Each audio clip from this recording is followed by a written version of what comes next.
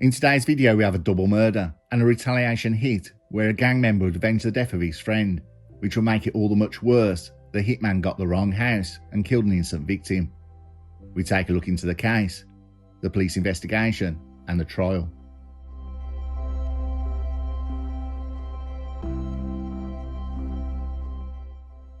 We first go to London, Tottenham, 13th of May 2020, 5 days before the hit. We are in a moment of time known as the beginning of the postcode wars. There had been a feud between rival gangs. The Green Lanes gang had been in a tit-for-tat battle with their rivals, the Edgecote Grove gang, over dealing spots and encroaching on territory. The time had come for the Green Lanes gang to do a ride out, which is a gang going out and driving around until they find a rival dealer. Ride outs differ from gang to gang. Some kidnap their victim, some lay down beatings, some maim, and some even kill. The Green Lanes gang headed out in a silver Nissan Qashqai. Abdul Gaffer was driving. He was accompanied by Tyrese Annan and Mizuki Brown. They were out to stab anyone who was affiliated with the Edgecote Grove gang. The Nissan Qashqai arrived at the Edgecote estate and a group was spotted. The Nissan Qashqai stopped and Tyrese Annan and Mizuki Brown left the Nissan with large knives and gave chase after them. The group split up, but Tyrese Annan and Mizuki Brown caught up with one of the group in an alleyway between Braemar Road and Southey Road, where the man was stabbed in the thigh, severing the femoral artery. The attackers Tyrese Annan and Mizuki Brown ran back to the Qashqai, which rapidly made off. The man who was stabbed in the leg was Jamal Ibrahim, 23 years old. He was taken to hospital but died of his injury. Jamal Ibrahim was not gang affiliated. Having gone to China at 16 to study business and learn the language, he had a bright future ahead of him. He returned to the UK from China to see his family at Christmas, and his return to China was halted by lockdown restrictions.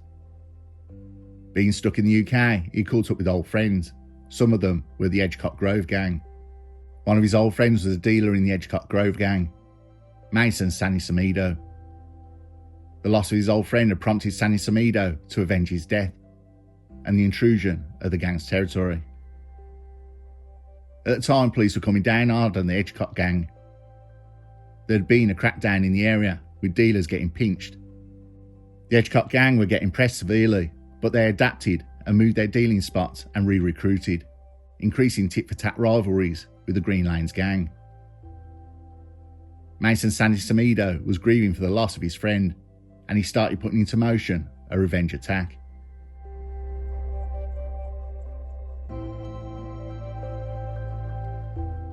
Sandy Samido teamed up with Cameron Robson, armed with a 9mm handgun. Instead of using a car, a scooter was stolen instead, as this would be easier to evade traffic and destroy after the hit. 5 days after the murder of his friend Jamal Ibrahim, the hit was put into action. The two gunmen had an address of one of those involved in the hit. Armed with a handgun, they travelled on a stolen moped to Wiltshire Gardens and arrived at 8:20 p.m. They knocked on the door and fired instantly when it was opened, shooting a man in the face, causing catastrophic injuries to the victim, killing him instantly. The victim was Chad Gordon. Chad Gordon's aunt had been out with her 6-year-old son and heard the shot. She confronted the pair on the moped. One of them pointed a gun at her and threatened to shoot her. She flung herself to the ground and covered her child. She was terrified. They told her to shut up and rode off. When they left, she discovered what they had done and desperately sought to save her nephew. In fact, unknown to the hitman, the address they had for their target was wrong. They had shot and killed an innocent man, an autistic gentle giant, Chad Gordon, who had lived with his grandmother since he was a 1-year-old. The hitmen started getting rid of the evidence after the shooting.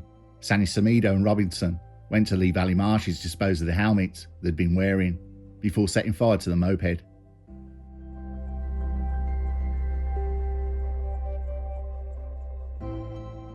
Police were facing 2 murders in the space of 5 days. It would be the solving of the Chad Gordon case that would lead to a revealing photo on a phone connected to the 2 cases. The murder of 27-year-old Chad Gordon had shot the community, a man totally innocent, and shot dead in front of his aunt. Careful scientific search of the scene of the burning moped delivered some potential clues, including remnants of burnt footwear, and how piecing telephone traffic together with what could be observed from CCTV recordings led to the police to San Samido and Robinson. After their arrest, police searched San Samido's phone and discovered a photo of Jamal Ibrahim, the first victim from the stabbing, with San Samido. It connected the two crimes. Next door to Chad Gordon was a family whose members were known to the police and who had some indirect connection to the stabbing near Edgecott Estate. It was obvious the gang never taken the time to check they had the right address. With the murder of Jamal Ibrahim, police had made arrests in the first few days, but there was after a key man who they would not name. They said the man who is still wanted is in the community. Police connected mobile data with the movements of the Nissan Qashqai. The murder of Chad Gordon had connected the two cases. The final part would be put into place with the unnamed arrest. Police named the men they had now charged: Abdul Ghaffar, Tyrese Annan and Mizuki Brown. They were remanded into custody. 6 other men were arrested in connection, but they were released without charge.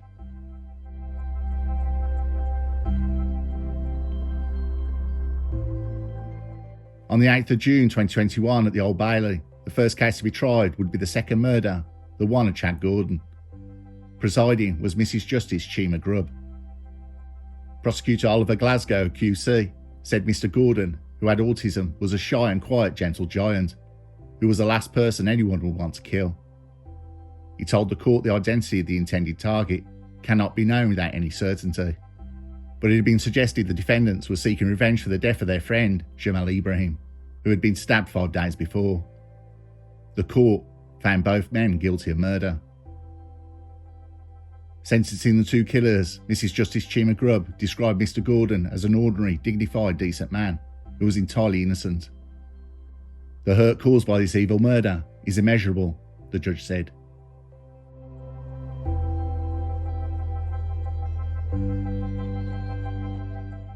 Mason Sani Samido, 19 years old from Tottenham, was sentenced to a minimum term of 29 years. And Cameron Robson, 20 years old from Dagenham, was also sentenced to 29 years minimum.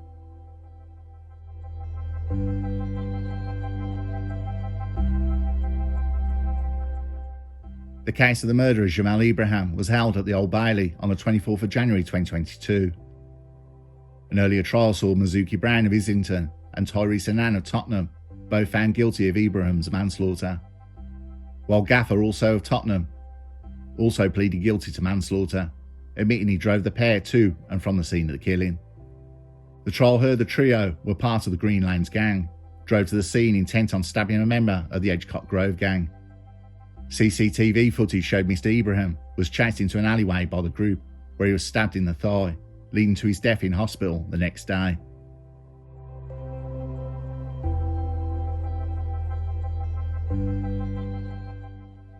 Mizuki Brown was sentenced to 12 years, Tyrese Annan was sentenced to 11 years, and Abdul Ghaffar received a sentence of 8 years and 3 months. The 3 sentences were for manslaughter.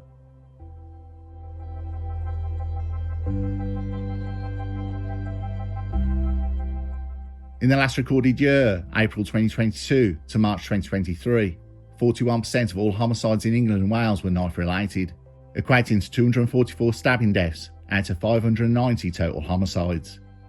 The 2 murders are absolutely senseless, and the family impact statements are heartbreaking to read. The killers of Jamal Ibrahim. The sentences are poor, but they are within the guidelines set. The Chad Gordon murder sentences were right, but the sentences will do nothing to heal the pain of the 2 victims' families. As we covered before in another video, you can get rid of the gangs and another one will pop up because the demand and the money is there.